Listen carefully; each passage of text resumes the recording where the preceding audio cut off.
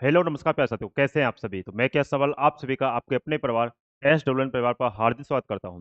आशा करता हूं शिक्षक होंगे आपकी पढ़ाई बहुत ही मस्त चली होगी। तो प्यारे साथियों, आज आपका जो सबसे माइंड में बहुत बड़ा डाउट है कि आपका जो नॉर्मलाइजेशन हमें मिलेगा, क्या वो जो आपका रैंक आईक्यू, आपका रैंक मित्रा है या आपके सभी टीचर्स जितने भी हैं, आपके जो नॉर्मलाइजेशन बता रहे हैं, क्या वो आपका सही साबित हो सकता है क्या नहीं हो सकता है। क्या पहले ऐसा हुआ है कि सही साबित हुआ है कि नहीं हुआ है। इसे जानने के लिए आप वीडियो के लास्ट तक बने रहेगा। यदि वीडियो आपको पसंद आती है तो आप हमारे चैनल को सब्सक्राइब जरूर कीजिएगा। तो प्यारे साथियों, ध्यान दीजिएगा। यदि देखने का प्रयास करें प्यारे बच्चों, तो रैंक आईक्यू हो चाहे आपका रैंक मित्रा हो, जैसे आपका हम रैंक आईक्यू पे चलें। सबसे पहले रैंक आईक्यू है, चाहे आपका रैंक मित्रा हो, चाहे आपका ऑल टीचर्स है, तो सभी की यदि हम बात करते हैं तो सभी आपका नॉर्मल से बता दें कि इतना नॉर्मल से इस शिफ्ट को मिलेगा, इतना नहीं मिलेगा। एक बात का और याद रहे प्यारे बच्चों, जो नॉर्मलाइजेशन बताया जाता है,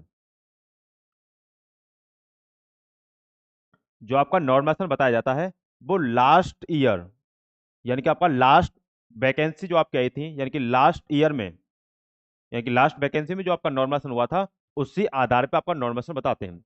जैसे आपका एसएससीजीडी की 2024 की भर्ती आई है, इससे पहले आपकी 2023 में आपका भर्ती हुई थी, उसमें यानी कि जो आपका नॉर्मलाइजेशन मिला था, उसी आधार पे चाहे आपका रैंक आईक्यू हो, चाहे आपका रैंक मित्रा हो, चाहे आपका ऑल टीचर्स हो, तो उसी के आधार पे आपका नॉर्मलाइजेशन सभी के सभी आपका बता रहे हैं। तो लास्ट ईयर हाईएस्ट जो नॉर्मलाइजेशन गया था वो 29 के लमसम था, आपका हाईएस्ट जो नॉर्मलाइजेशन था। यदि उसी के अनुसार यदि नॉर्मलाइजेशन दिया जाता है, तो काफी शिफ्ट ऐसी होंगी जिसमें आपको 20 से ज्यादा नॉर्मलाइजेशन आपको देखने को मिलेगा। काफी शिफ्ट ऐसी भी होंगे जिसमें आपको 10 से कम या 5 से कम भी नॉर्मलाइजेशन देखने को मिलेगा, क्योंकि जो शिफ्ट सबसे हार्ड होगी उसको सबसे ज्यादा नॉर्मलाइजेशन होगा, जो शिफ्ट सबसे आसान होगी उसको सबसे कम आपका नॉर्मलाइजेशन होगा। तो प्यारे बच्चों, यदि इसमें बात करते हैं कि आपका रैंक आईक्यू सही है या नहीं है, रैंक मित्रा सही है या नहीं है, तो ध्यान दें प्यारे बच्चों। रैंक आईक्यू देखो, एक नॉर्मलाइजेशन जो मिलता है, नॉर्मलाइजेशन मिलता है डाटा के अनुसार, यानी कि बच्चों के डाटा को कलेक्ट किया जाता है, उसके अनुसार आपका नॉर्मलाइजेशन को दिया जाता है। और रैंक आईक्यू ऐसा तो है नहीं कि आप डायरेक्ट डालिए और डायरेक्ट आपका नॉर्मलाइजेशन खुल के आ जाए। आपके पहले वो आंसर की को लेगा, उसके बाद आपकी डिटेल्स को देख करके, आंसर की में क्वेश्चन वगैरह को देख करके तब आपका नॉर्मलाइजेशन वो बताता है।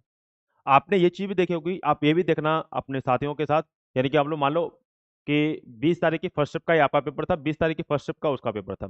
मान लीजिए आपको नॉर्मल से मिला 20 से 22 नंबर का, उसको मिल रहा है मान लीजिए 16-17 नंबर का। तो इसका अंतर क्या है कि आपको 20-22 नंबर का मिला है, उसे 16-17 नंबर का मिला है। तो इसका मतलब होता है आपकी एक्यूरेसी अच्छी होगी, उस बच्चे की एक्यूरेसी अच्छी नहीं होगी, या आपने जो क्वेश्चन अटेम्प्ट किए होंगे वो बाकी जो बच्चों ने क्वेश्चन अटेम्प्ट किए हैं उसमें या तो ऐसा हो सकता है कि ऐसा कोई क्वेश्चन हो जो बाकी ने नहीं किया हो, आप करके आए हो। यदि आपको नॉर्मल क्वेश्चन कम मिला है तो इसका मतलब है बाकी उन क्वेश्चनों को करके आएंगे, आप उनको छोड़ के आए होंगे। तो ये चीज होती है नॉर्मलाइजेशन की एक्यूरेसी वगैरह, काफी विधि होती है नॉर्मलाइजेशन की, 7 टोटल विधि होती है, जिसमें से 4 कंपनियां अपने अनुसार करती हैं नॉर्मलाइजेशन। कंपनी जो अपने अनुसार करेगी उसमें आपका कोई लेना देना नहीं होता है। 3 नॉर्मलाइजेशन की विधि ऐसी हैं जो आपका बच्चा अपने ऊपर डिपेंड करता है कि बच्चे को नॉर्मलाइजेशन किस प्रकार से लेना है। जैसे नॉर्मलाइजेशन का सबसे बड़ा खेल होता है आपका एसएसजीडी का एग्जाम में, और आपका रेलवे का एग्जाम में। रेलवे का चाहे आपका आरपीएफ कांस्टेबल हो, आरपीएफ एसआई हो, चाहे आपका एएलपी हो, एनटीपीसी हो, ग्रुप डी हो, कोई भी एग्जाम हो आपका, सभी एग्जाम में रेलवे में नॉर्मलाइजेशन अहम रोल रहता है। जितना पढ़ाई भी इंपॉर्टेंट है उतना ही आपका नॉर्मलाइजेशन भी इंपॉर्टेंट होता है। उसी आधार पर ध्यान रखना साथियों, जो भी डाटा ये कलेक्ट होता है, तो डाटा सभी का सभी स्टूडेंट के डाटा है। स्टूडेंट के डाटा के अनुसार मान लो इन पे 5 लाख बच्चों का डाटा है। अब 5 लाख बच्चों का डाटा है, मान लीजिए 25 लाख बच्चों ने डाटा दिया, 25 लाख बच्चों ने पेपर दिया, तो 20 लाख बच्चों का डाटा तो है नहीं इनके पास। तो 5 लाख का जो डाटा है उसी के अनुसार इन्होंने नॉर्मलाइजेशन को निर्धारित किया है। होता नहीं होता है भाई, 5 लाख बच्चों का इनके पास डाटा है, डाटा 25, मान लो 25 लाख बच्चों ने पेपर दिया, तो 20 लाख बच्चों का डाटा नहीं, और 5 लाख बच्चों का डाटा है, तो उसी के अनुसार आपका नॉर्मलाइजेशन दिया जाता है। रैंक आईक्यू हो चाहे आपका रैंक मित्रा हो, सेम विधि होती है दोनों की, सेम ऑल टीचर्स की विधि होती है, और इसका कोई अलग वो नहीं होता है। लेकिन मान लीजिए, अब इसमें एवरेज नॉर्मलाइजेशन यानी कि एवरेज मार्क्स क्या होता है। मान लीजिए सभी के सभी बढ़िया बच्चों ने, जो 5 लाख बच्चे थे, मान लीजिए सभी के सभी अच्छे लेवल के बच्चे थे, जिनका यानी कि मार्क्स अच्छे आए हैं, तो एवरेज मार्क्स अब ज्यादा बनेगा। यदि मान लीजिए उन बच्चों ने इसमें डाटा नहीं दिया जिनके मार्क्स बहुत कम थे, तो आपका डाटा यानी कि आपका एवरेज मार्क्स ज्यादा ही रहेगा, कम नहीं हो सकता।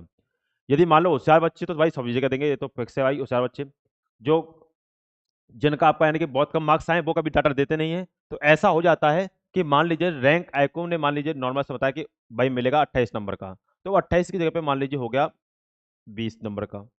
बट ये ऐसा नहीं है, देखो सभी के लिए बराबर बात होती है। जब नॉर्मल से मिल रहा है तो वो सभी के लिए मिलेगा, नॉर्मल से नहीं मिलेगा तो सभी के लिए नहीं मिलेगा। भाई नेगेटिव नॉर्मल से होता है, पॉजिटिव नॉर्मल से हो, सब मेन बात होती है। एक बात याद रहे, चाहे आपका रैंक IQ हो ये भी पॉजिटिव नॉर्मल से देता है, चाहे आपका रैंक मित्रा हो ये भी पॉजिटिव है, और चाहे जितने भी टीचर्स हैं वो सभी के सभी पॉजिटिव नॉर्मल से दे रहे हैं। अब पॉजिटिव नॉर्मल से क्या होता है, नेगेटिव क्या होता है, जब याद रहे प्यारे बच्चों, जब पॉजिटिव नॉर्मल से मिलेगा तो इसका मतलब होता है जितने भी बच्चों ने पेपर दिया, चाहे वो शिफ्ट हार्ड हो, चाहे वो शिफ्ट इजी हो, चाहे हार्ड शिफ्ट हो, चाहे आपका इजी शिफ्ट हो, उन सभी को नंबर मिलेगा ही मिलेगा। ये पॉजिटिव नॉर्मल का खेल है। जब बच्चों नेगेटिव नॉर्मल से होता है तो ये फिक्स होता है कि हार्ड शिफ्ट वालों को प्लस में नॉर्मल से मिलेगा और इजी शिफ्ट वालों को माइनस में नॉर्मल से मिलेगा। लेकिन दोनों ही विधि एक ही है, अलग नहीं है। क्यों, यहाँ मिलेगा तो सभी को मिलेगा, तो यानी कि यहाँ मेरिट मेरिट के जो आपके होते हैं वो चांसेस हाई जाने के होते हैं। लेकिन यहाँ नॉर्मल से किसी का कटेगा किसी का बढ़ेगा तो यहाँ डाउन जाने के चांसेस होते हैं मेरिट के। बात बराबर ही है, अलग बात नहीं है इसमें, ऐसा नहीं कि इसमें बात अलग है इसमें बात अलग है, सेम बात होती है। भाई यहाँ सभी को मिल रहा है नॉर्मल से तो मेरिट हाई जाएगी, यहाँ नॉर्मल से किसी को मिल रहा है किसी को नहीं मिल रहा है तो नया यहाँ मेरिट आपकी कम जाएगी। ये डिपेंड आपकी करता है शिफ्ट के अनुसार, शिफ्ट आपकी हार्ड है या नॉर्मल है, ये सबसे अहम रोल निभाता है। दूसरे नंबर पर निभाता है आपका एक्यूरेसी, तीसरे नंबर पर निभाता है आपका जो आपकी शिफ्ट में आपका क्या नाम है, शिफ्ट में बच्चे बैठे थे क्या वो आपसे ज्यादा होशियार निकले, क्या आपसे ज्यादा कमजोर निकले, ये उसके ऊपर भी डिपेंड करता है। मान लीजिए 100 बच्चों ने एक शिफ्ट में पेपर दिया, मान लीजिए उनमें से 90 बच्चे ऐसे थे जिनके 100 में से 80 प्लस नंबर हैं, तो ये अब इजी शिफ्ट है बहुत ज्यादा। मान लीजिए 100 बच्चों ने शिफ्ट में पेपर दिया और ऐसे 10 ही बच्चे थे जिनके आपके 80 से ऊपर नंबर हैं, बाकी किसी के 50 प्लस भी नहीं है, तो इसका मतलब ये हार्ड शिफ्ट है। तो ये डिपेंड करता है आपका नॉर्मलाइजेशन के ऊपर कि आपका हार्ड शिफ्ट कौन सी है, हार्ड शिफ्ट कौन सी नहीं है, ये सबसे मेन होता है। आपकी शिफ्ट में कैसे बच्चे बैठे कैसे बच्चे नहीं बैठे, ये सब ऊपर डिपेंड करता है आपका नॉर्मलाइजेशन के ऊपर। तो ध्यान रखना साथियों, चाहे आपका रैंक IQ हो चाहे आपका रैंक मित्रा हो, सभी के सभी जो आपके चलते हैं वो डाटा के अनुसार चलते हैं। अब ये डिपेंड करता है कि डाटा कैसे बच्चों का है, कि भाई सभी होशियार बच्चों का डाटा है तो नॉर्मलाइजेशन ज्यादा दिखा रहे होंगे, सभी कमजोर बच्चों का डाटा है तो नॉर्मलाइजेशन कम दिखा रहे होंगे। इसका मेन बात होती है, ये डिपेंड करता है आपका डाटा के अनुसार। तो डाटा के अनुसार ही आपका डिपेंड करेगा कैसे बच्चों का आपका डाटा है कैसे बच्चों का डाटा नहीं है। बाकी अभी तक यदि देखा जाए तो रैंक का एक वो चाहे आपका रैंक मित्रा हो, सभी ने नॉर्मलाइजेशन सही बताया, ऐसा कोई दिक्कत नहीं हुई है। लास्ट ईयर आपका देखें तो आपका 80% बच्चे ऐसे थे जिनका आपका नॉर्मलाइजेशन भाई सही बताया था।